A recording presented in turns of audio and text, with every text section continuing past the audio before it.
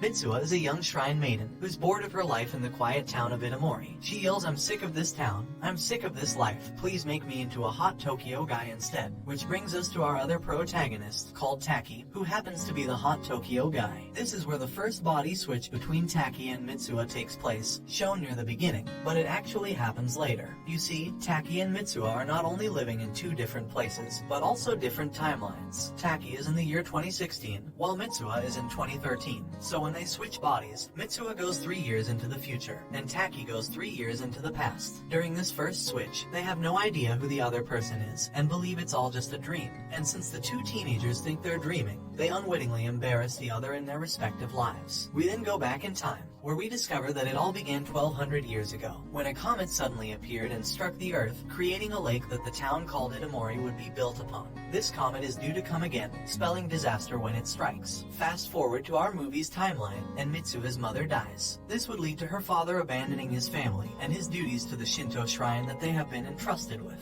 Instead, he goes into politics and becomes the mayor of Itomori. Abandoned by their father and left without a mother, Mitsuha and her sister would then be raised by their grandma and taught the traditions of the shrine, including how to make kuchikamizake, which is made by chewing rice and spitting it out to let it ferment. When Mitsuha grows up, she and her sister perform the ceremony to create her kuchikamizake, which will play a vital part in connecting Taki and Mitsuha later on. We learn that the shrine maidens follow certain rituals to worship their gods. It's because of this, there's a Freaky Friday type power that's been passed down through the shrine maidens who follow these rituals. The main reason for this gift is so the townspeople can be warned about the impending comets and prevent future tragedies. Back to the present, while Mitsuha is in Taki's body, she receives a text on his phone and finds out that Taki works at a restaurant. Realizing that she is running late, Mitsuha discovers that being Taki is harder than it seems and is unprepared to work at a restaurant, making several mistakes during the night. A bratty customer wants free food, but since he can't get it, he picks a fight with Taki, or Mitsuha I guess. Taki's elder colleague, called Okudera, comes over to take care of the situation,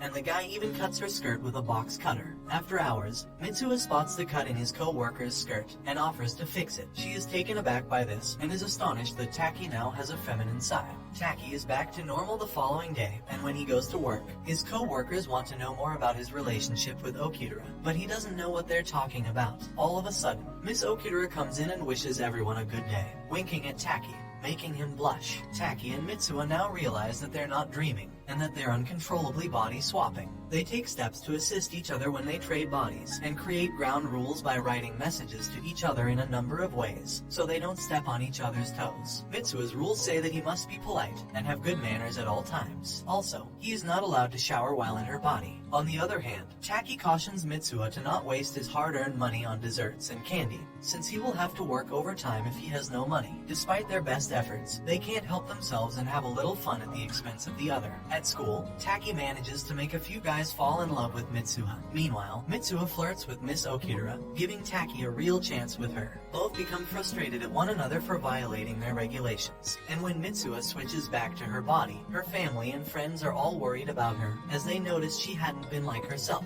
Mitsuha's friends fill her in about how strange she was acting, and how she forgot all about her locker, and even how to do her hair. So it confirms it for her that all she experienced was not a dream after all. This causes Mitsuha to track down Taki and meet him. However, what she doesn't know yet is that they're in different timelines. So when they switched bodies, it was 3 years into the future. So in Mitsuha's present, Taki has no idea who she is. Mitsuha finally tracks him down on the subway, but because they had not switched bodies yet in his timeline, he doesn't recognize her. Her last effort to make a connection to Taki is to give him her ribbon she uses to tie up her hair. When she does, she tells him her name, which helps establish their bond to one another. Mitsuha returns home, just in time for the festival her hometown throws every year. During the festival, the comet from before appears, and as the comet splits apart, all of Itomori is destroyed, and Mitsuha dies too. 3 years pass, and Taki finds himself in Mitsuha's body. This is an alternate timeline before Mitsuha dies, but also before Taki and her ever meet. These switches happen for several weeks, and happen about twice a week at random. The common trigger for the body switching is sleep. When Taki goes to bed, sometimes he'll wake up as himself, and sometimes he'll wake up as Mitsuha. During this time, Taki and Mitsuha get to know each other more by experiencing each other's lives. They develop their own little system of communicating. Mitsuha leaves notes in Taki's diary for him to read when he returns to his body. After a while, Taki wants nothing more than to meet this girl he's been body swapping with. He gathers her surroundings and makes sketches of the town, but it never really occurs to him to ask what the name of her town is. The switches soon stop as Mitsuha died in her timeline, and Taki wants to find out more about the girl he's been switching with. He takes his friends and they journey into the countryside. Taki soon discovers the fate of Itomori, the town that was destroyed 3 years ago when the comet fell. The journal entries Mitsuha left also delete themselves off Taki's phone, and any trace of this girl's existence is gone, except for the red ribbon Taki kept wrapped around his wrist. From there, Taki learns about the tragedy of Itomori, how many people died, and just how much destruction the comet left after it struck the town. On the last day Taki was in Mitsuha's body, he remembers a shrine he visited that housed something belonging to Mitsuha's family. He didn't know exactly where it was, but he knew it would have a clue as to what he could do. After some searching, he finds the shrine, nestled at the center of a crater, left behind from when a comet hit Japan thousands of years ago. But it's a separate comet from the one that made the lake at Itomori, and the one that killed Mitsuha. Inside the shrine, Taki finds the kuchikamizake Mitsuha had made, as well as a mural depicting the comet splitting off across the sky. Taki drinks the kuchikamizake that Mitsuha made, and sees her family's history. He witnesses Mitsuha's mother dying, and her father leaving. All at once he manages to see everything that led up to this point, and miraculously, Taki wakes up in Mitsuha's body once again. On the day the comet is going to strike the town, we discover that the kuchikamizake contains part of Mitsuha's soul, so when Taki drinks it, the two connect, allowing them to swap bodies. All this time when Taki and Mitsuha switch bodies, everyone else thinks that the two are having off days. But Grandma figures out what's happened. She tells Taki and Mitsuha's body that heightened spiritual abilities have been passed down in the family for generations, while her dad had long abandoned the family traditions. Even he realizes that the person he's speaking to is not his daughter.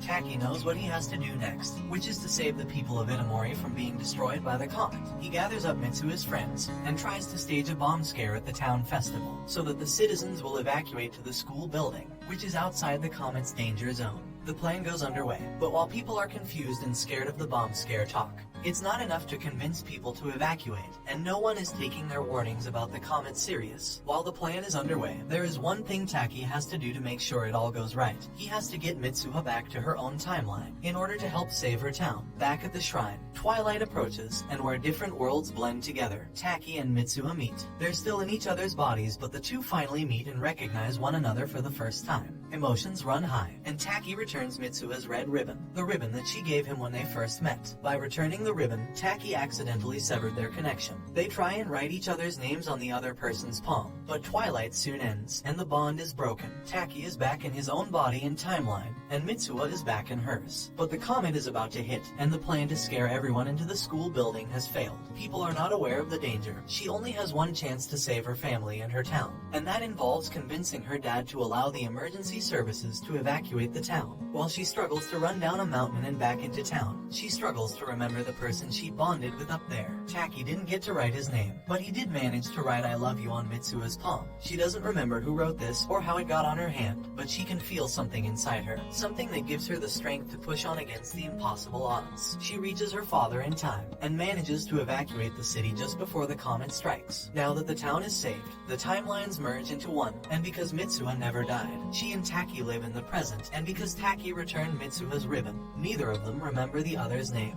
It's like all the events that led up to this point suddenly vanished. However, that's not to say that they have completely forgotten one another. 12 years have passed, and the two live their lives normally, though both of them get the feeling that something or someone is missing from their lives. We see Taki has graduated college and is now looking for work in Tokyo, but he's not having any luck. Then, while he's on the train, another passes by and someone catches his eye. He can't remember where, but he feels like he might have met that person in another life. The two frantically look for one another, and they finally meet. Taki meets Mitsuha properly for the first time. They ask for one another's name, and the anime ends here. Don't forget to like and subscribe if you enjoyed, and turn on the notification bell so you never miss out on another video. Until next time, take care.